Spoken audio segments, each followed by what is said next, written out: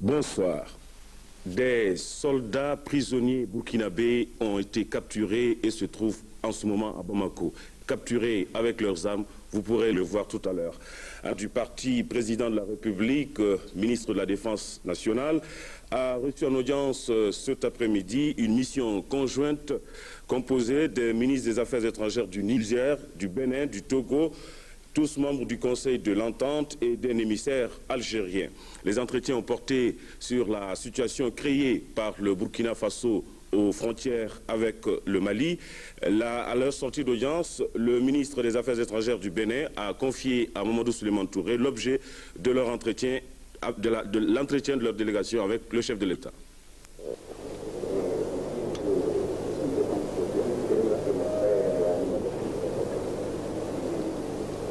Cette délégation est une mission de bonne volonté pour une solution à ce douloureux conflit frontalier créé par les dirigeants burkinabés.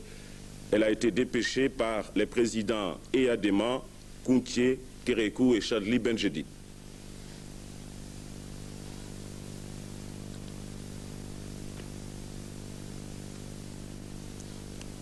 Ont assisté aux entretiens le ministre des Affaires étrangères, Maître Lumbo Nembey. Délégation de bonne volonté, faire cesser un peu les hostilités, quand faire se peut. À Bamako, vous êtes rendu à Ouagadougou, Burkina Faso. De quoi avez-vous parlé avec les autorités burkinabées? Non, pas encore. C'est maintenant que nous comptons nous rendre au Burkina Faso. Et puis le secrétaire général de l'UDPM, président de la République, ministre de la Défense nationale, le général d'armée Moussa Traoré, a reçu en fin d'après-midi le secrétaire aux relations extérieures de la Jamaïria arabe libyenne socialiste, porteur d'un message du président Muammar Kadhafi au chef de l'État. À son Excellence le Président, il a parlé de son frère le président Kadhafi concernant la situation qui existe actuellement entre deux pays voisins et amis, c'est-à-dire le Burkinabé et le Mali. Nous regrettons beaucoup ces incidents qui se passent et nous ferons tous d'arrêter les fusions du sang et d'améliorer les relations entre les deux pays frères et voisins. Je crois que ce n'est pas l'intérêt ni du peuple, ni de l'Afrique, ni de nous tous que cette guerre continue. Vous avez dit qu'il s'agit d'un conflit entre le Mali et le Burkina Faso, mais êtes-vous allé au Burkina Faso pour vous entretenir avec les autorités burkinabées? Tout de suite, après le Mali. J'ai commencé par le Mali et après je vais au Burkinabé. Voilà, ceci est pour le plan diplomatique. Sur le terrain, nous vous livrons le communiqué numéro 3 du ministre de la Défense nationale. L'armée malienne, fidèle à sa mission sacrée de défense de l'intégrité du territoire national, continue avec honneur, courage et détermination à repousser l'agresseur. C'est ainsi qu'à l'heure actuelle, nous déplorons un mort et un blessé du côté malien, tandis que du côté burkinabé, on dénombre 20 morts et plusieurs blessés et des prisonniers, ainsi qu'une quantité importante d'armes individuelles et collectives saisies. À la dernière minute, nous apprenons qu'un commando burkinabé vient d'être capturé avec tout son armement en progression vers Djoulouna. Eh bien, mesdames, messieurs, vous qui êtes nos fidèles téléspectateurs et auditeurs, vous ne devez croire qu'à la voix de votre station, aux informations que le parti et le gouvernement ne cesseront de vous donner sur les actions menées au front. Comme témoignage des actions héroïques, de notre armée, mesdames, messieurs, voici ces soldats burkinabés qui ont été capturés sur le front et amenés aujourd'hui à Bamako. Suivez.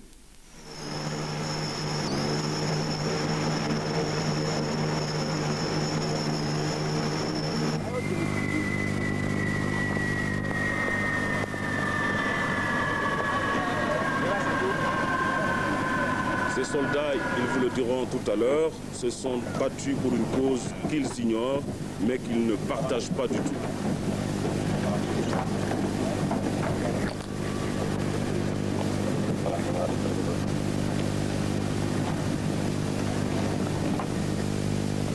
Vous avez été capturé où, précisément? Djoulouna. Vous aussi, vous êtes burkinabé. Vous avez été capturé également où? Djoulouna. Votre nom? Maïga Prima.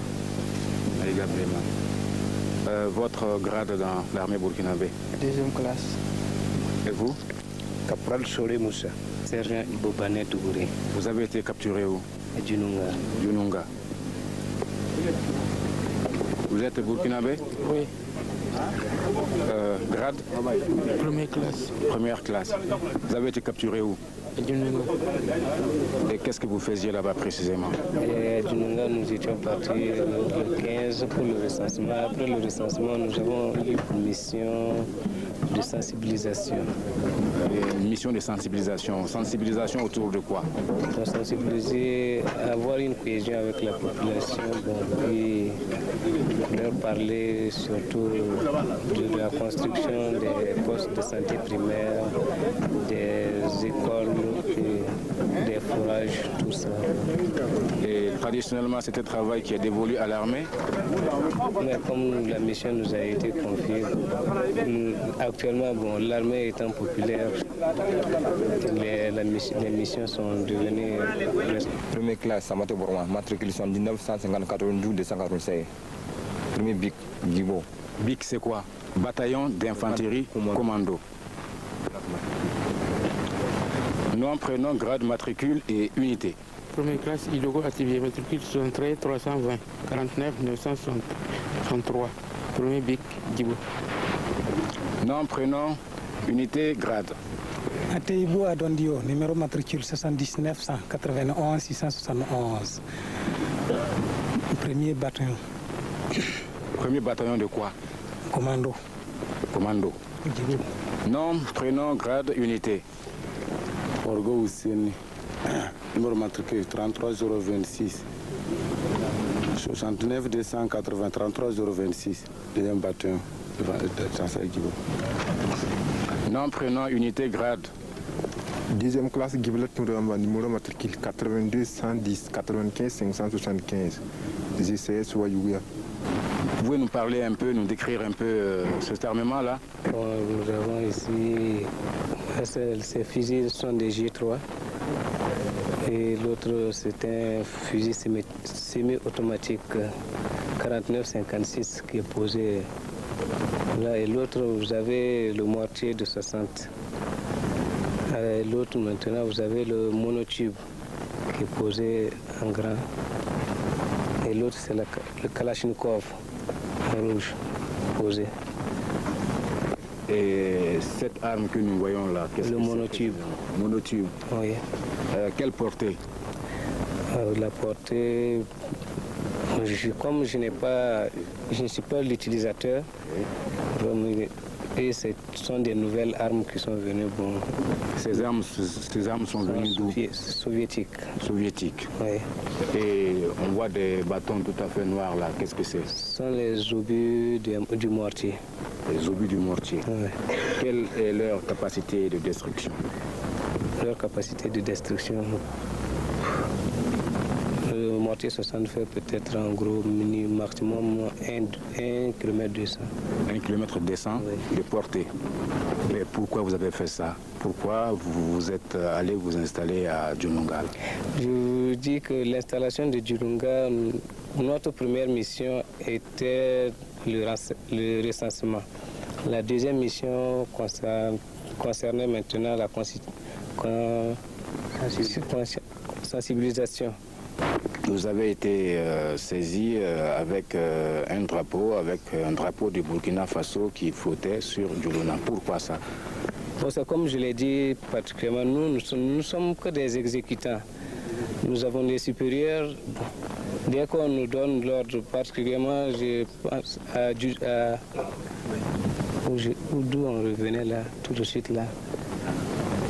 Parce que quand nous sommes arrivés là-bas pour les interrogations, et le capitaine m'a fait comprendre que Djununga faisait partie de la zone contestée. C'est là où je disais non, nous particulièrement, nous sommes des subordonnés.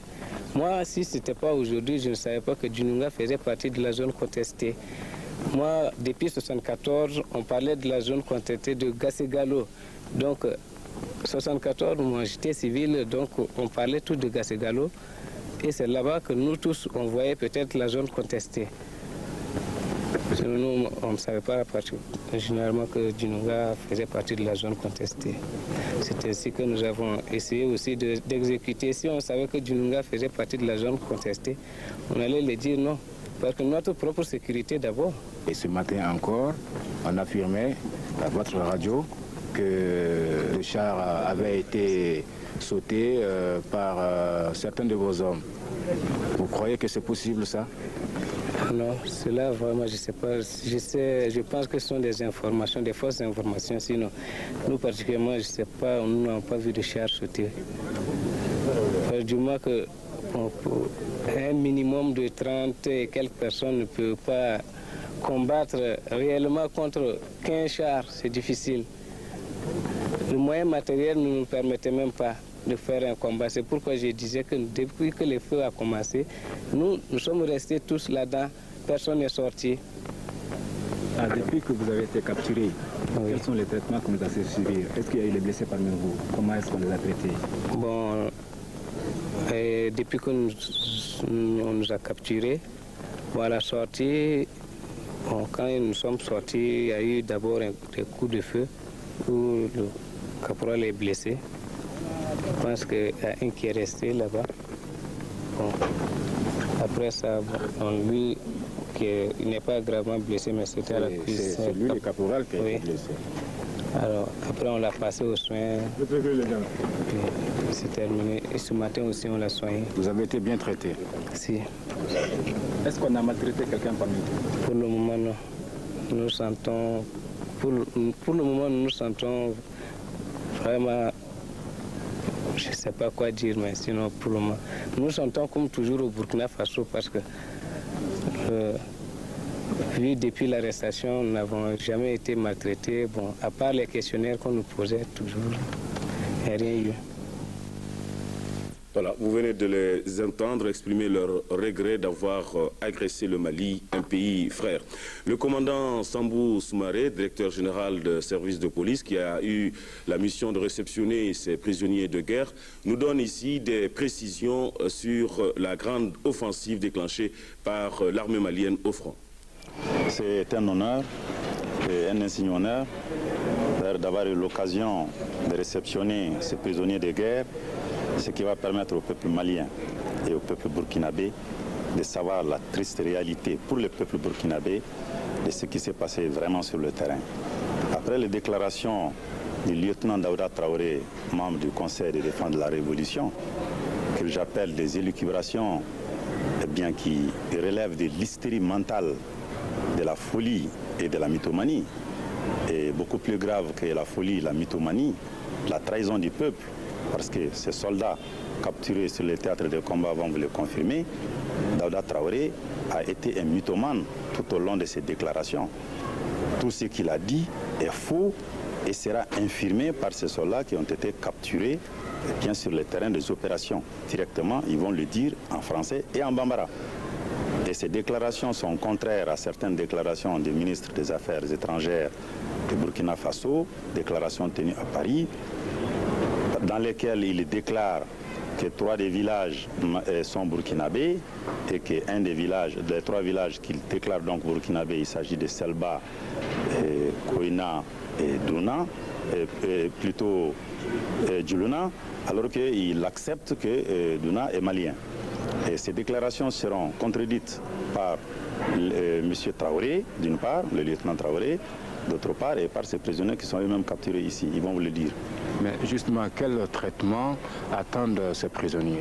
Ces prisonniers attendent des traitements dignes, des traitements à des gens qui se sont battus sur le terrain et ils affirment sans même savoir pour quelles raisons ils se sont battus et sans même savoir où ils se sont battus. Ils vont affirmer également aux téléspectateurs maliens qu'ils sont partis sur le théâtre de bataille sans même savoir qu'ils partaient se battre et qu'ils ont même été trahis par le CDR, qu'ils ont été trahis par le président Sankara, qu'ils ont été trahis par le Conseil. Ils affirment n'avoir jamais été informés qu'ils partaient pour se battre et qu'a priori on leur a dit qu'ils partaient pour une opération de recensement, alors qu'en réalité ils se sont rendus compte, à leur dépens bien sûr, le matin de Noël, qu'il s'agissait effectivement de défendre une portion du territoire qui est malien et ils l'ont su à leurs dépens. Et ils affirment que cette partie est vraiment malienne. Justement, ils ont été pris sur le théâtre des opérations et vous avez fait allusion tout à l'heure à la question du recensement. S'agissait-il réellement d'opérations de recensement? Je peux vous affirmer une chose, c'est que les autorités burkinabées avaient saisi les autorités maliennes et l'information a été donnée à l'ensemble des diplomates présents ici au Mali, que les autorités burkinabées, sachant bel et bien que le territoire est malien et que ces villages étaient des villages maliens, mais dans le cadre des réciprocités entre les États et de communication entre les populations à la frontière, les autorités burkinabées, sachant cela, avaient demandé par écrit l'autorisation de faire recenser leurs ressortissants qui existent dans des villages maliens, en territoire malien. Et c'est de très bonne foi que les autorités maliennes ont répondu qu'on était parfaitement d'accord dans le cadre de réciprocité et des bons accords entre nous, que ce recensement puisse se faire. Et ils se sont donc transportés a priori pour recenser ces populations-là dans nos villages sur les terres maliennes. À notre grande surprise, ces équipes de recensement ont été accompagnées des membres du CDR, donc du comité de défense de la Révolution. Et puis, ces comités de défense de la Révolution se sont retirés au profit des unités armées. Donc, l'intention ici ne trahissait plus, il s'agissait d'une occupation du territoire malien. S'il s'agissait en fait des territoires burkinabés, des villages burkinabés et des populations burkinabées, il n'y avait aucune raison qu'ils les envoient une correspondance aux autorités maliennes pour demander leur autorisation de recenser ces populations, puisque les populations paraissent être les leurs, paraissent être sur leur territoire, paraissent être des villages burkinabés, mais ils l'ont appris à leurs dépens parce que le jour de l'attaque, et c'est la fameuse étincelle du 25, quand ces soldats se sont réveillés de leur sommeil, ils ont trouvé là les propriétaires légitimes des terres venus reconquérir les terres. Et il n'y avait aucune population civile, ils vont vous le confirmer eux-mêmes, qu'il n'y avait aucune population civile parce que ces populations étaient parties vers l'intérieur du Mali, convaincues qu'elles n'étaient pas en territoire burkinabé. Mais alors, ces soldats capturés avaient-ils réellement conscience qu'ils allaient au front lorsque ce jour de Noël, comme vous l'avez évoqué tout à l'heure, l'étincelle a éclaté? Eh bien, c'est eux qui vont vous le dire, M. Djourté. Ils affirment n'avoir jamais été informés suffisamment qu'ils allaient pour se battre, pour défendre une portion d'un territoire quelconque. Ils disent qu'ils dormaient. Quand les unités maliennes sont venues, au coup de feu, ils se sont réveillés précipitamment, ils ont même refermé la porte et resserré les portes. Et aux premières sommations, on les a invités à ouvrir les portes, ils ont ouvert les portes, ils ont déposé les armes. On leur a posé la question, mais comment expliquez-vous qu'il y ait des blessures que certains de vous portent? Et ils vont le répéter, ces blessures forcément sont l'issue de combats. Et il y a des combats entre les positions maliennes et les positions burkinabées. Et comme ils le disent eux-mêmes, c'est eux-mêmes qui l'affirment, c'est pas moi qui l'affirme, que les soldats maliens, d'un coup de tartine, ont envalé la présence burkinabé. Ils disent qu'ils étaient si petits que d'une tartine, ils ont été soufflés. Les autorités burkinabées parlent de 10 morts tués parmi les nôtres et de 6 chars détruits. Qu'en est-il exactement? En ce qui concerne les chars détruits, les prisonniers maliens tués, ce sont les témoins des champs de combat qui vont vous le dire. Il s'agit là des soldats burkinabés capturés sur le terrain. Ils disent n'avoir jamais aperçu un seul char, a fortiori de détruire des chars maliens. Ils disent n'avoir jamais vu un seul mort gisé sur le terrain. C'est eux qui vont le dire. Ce n'est pas moi, c'est eux qui viennent des champs de combat et ce sont des témoins privilégiés pour nous. Ils disent que c'est de la mythomanie et c'est du mensonge des autorités burkinabées de dire sur les antennes de Radio Burkina Faso qu'il y a eu des chars qui ont été soufflés, que des soldats maliens ont été tués. On va jusqu'à dire par acte d'héroïsme qu'un soldat burkinabé est rentré dans la tourelle d'un des chars, a lancé une grenade et a soufflé le char. Cela dénote d'une certaine ignorance totale. C'est le lieutenant Daouda qui l'a dit et il n'a pas bien appris ses leçons parce qu'avec une grenade offensive ou une grenade défensive, on ne peut pas souffler un char. C'est un peu une petite chiquenaude que l'on donne à un éléphant. Parlons concrètement, quelle est la situation actuelle sur le terrain? La situation incontestablement est une situation de supériorité malienne et ça encore c'est eux qui l'affirment, de la supériorité de l'armée malienne sur l'armée burkinabé. Ils disent que c'est incontestable qu'avec ce que les autorités burkinabées racontent, pour dire que 10 chars ont été détruits, 15 chars ont été détruits, comment une petite unité comme la leur, eh bien, chargée de défendre Djuluna, eh bien, peut combattre contre une force aussi herculéenne. Et c'est eux qui emploient cette expression, ils vont répéter, eh bien, ils sont convaincus de la supériorité des forces maliennes. Ils affirment aussi qu'ils ont été très bien traités par ces forces maliennes, bien que largement supérieures à leurs unités. Et que même les blessés burkinabés ont été traités par la Croix-Rouge et la santé malienne. Et que de leur capture jusqu'à maintenant, ils se sont sentis en terre malienne. Ils ne le regrettent pas non plus. Et je sais que la radio burkinabé a fait beaucoup de cancans. Nous sommes très sereins et nous sommes fidèles aux idéaux de notre secrétaire général, le général Moussa Traoré, qui a lui-même dirigé les combats et qui est le plus grand stratège de cette armée, incontestablement. Et nous sommes fiers des directives et des leçons qu'il nous a données dans cette affaire-là. Depuis le début jusqu'à aujourd'hui, c'est lui qui a gardé sa sérénité, c'est l'armée malienne qui a gardé sa sérénité, nous ne le regretterons pas. Il est certain que pour défendre le territoire national, 1 mètre carré soit-il, si nous devons laisser la moitié de l'armée malienne, nous sommes fiers de le faire. Qu'il y ait un mort ou qu'il y ait 2 morts, ou quel que soit le nombre de morts pour défendre le patrimoine national, nous sommes tous prêts, sans exception, du plus petit soldat jusqu'au plus gradé de l'armée malienne, à aller sur le front, aller nous battre pour défendre la terre malienne. Nous ne le regretterons pas. Les sections de Bougouni, Djéné, Yanfolila et le personnel du Centre malien du commerce extérieur ont exprimé leur soutien indéfectible au parti et à son secrétaire général, le général d'armée Moussa Traoré. À cet effet, le personnel du CMCE fait don de la somme de 590 700 francs CFA pour sa contribution à l'effort national et assure le parti de sa disponibilité permanente.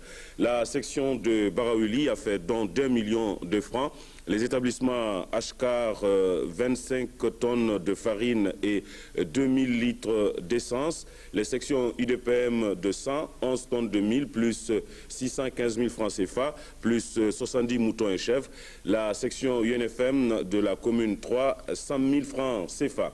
Et puis le gouverneur de la 4e région, M. Moulay Aïdara, a informé les populations que les responsables politiques et administratifs de la 4e région viennent de mettre à la disposition de notre vaillante armée la somme de 6 millions de francs CFA.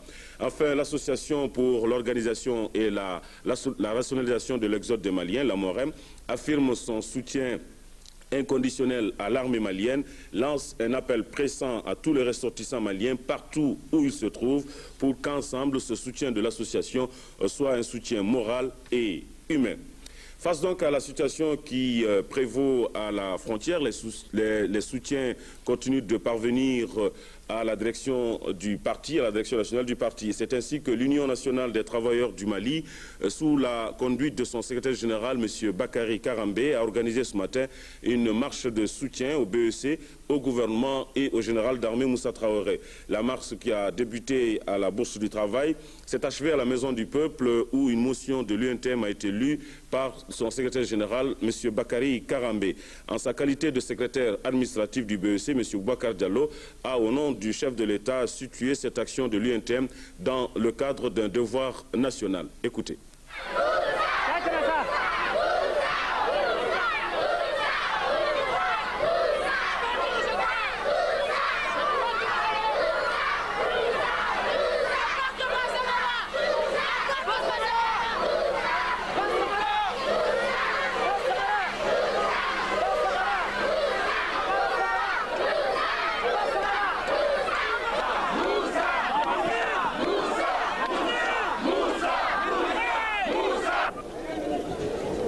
Travailleurs du Mali, regroupés au sein de leur centrale syndicale unique, l'Union nationale des travailleurs du Mali, fidèles aux nobles idéaux d'unité, de solidarité, de liberté, de dignité et de paix pour le progrès économique et social du continent africain en général et du Mali en particulier, ont décidé, une fois de plus, face à cette situation dramatique et intolérable, aux conséquences incalculables pour les peuples maliens et burkinabés, de réaffirmer vigoureusement par la présente déclaration leur détermination et leur engagement à récupérer toutes les parties occupées de notre territoire national.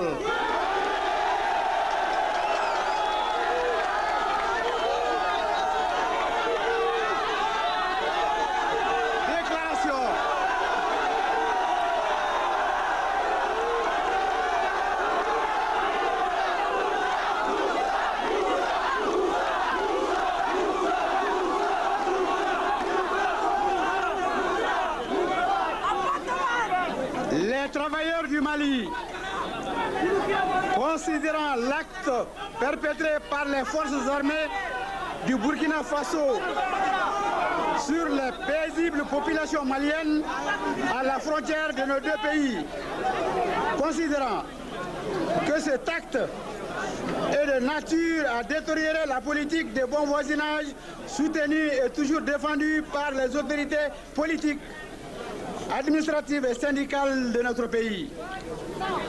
Considérant le rôle d'avant-garde joué par les travailleurs de nos deux pays dans la lutte pour l'indépendance nationale, les travailleurs du Mali condamnent avec force la violation flagrante de l'intégrité territoriale de la République du Mali par les forces armées du Burkina Faso. Dénonce énergiquement le comportement irresponsable des dirigeants burkinabés. Soutiennent sans réserve le secrétaire général du parti, président de la République, ministre de la Défense nationale et l'armée malienne dans la lutte pour la récupération de toutes les parcelles occupées. Demande qu'une solution définitive soit trouvée à ce conflit, qui ne fait que distraire nos deux peuples de leurs préoccupations essentielles et réaffirme leur engagement aux côtés du parti et du gouvernement pour la défense de la patrie. Les travailleurs du Mali. Bravo!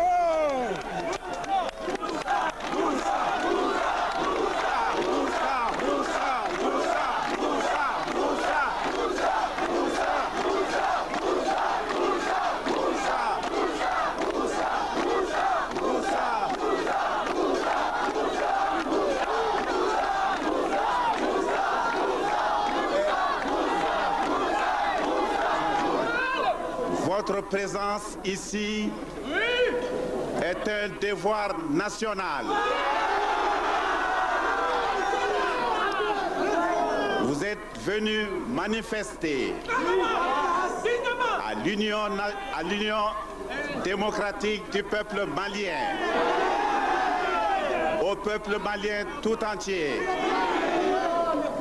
Votre détermination farouche, votre volonté de défendre l'intégrité territoriale de votre patrie,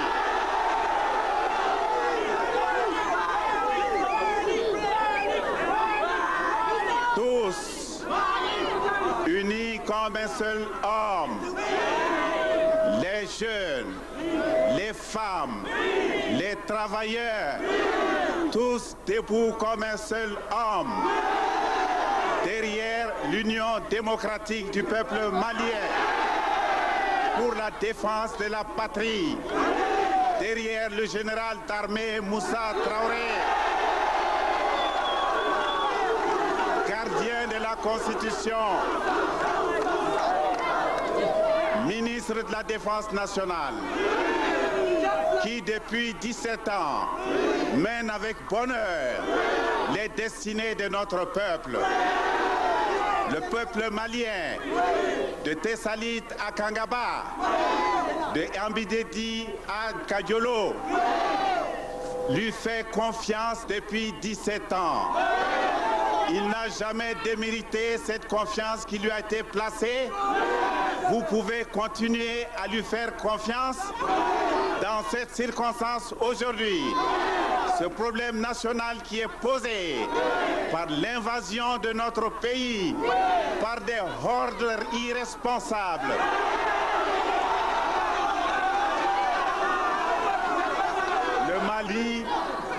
Le Mali a une histoire.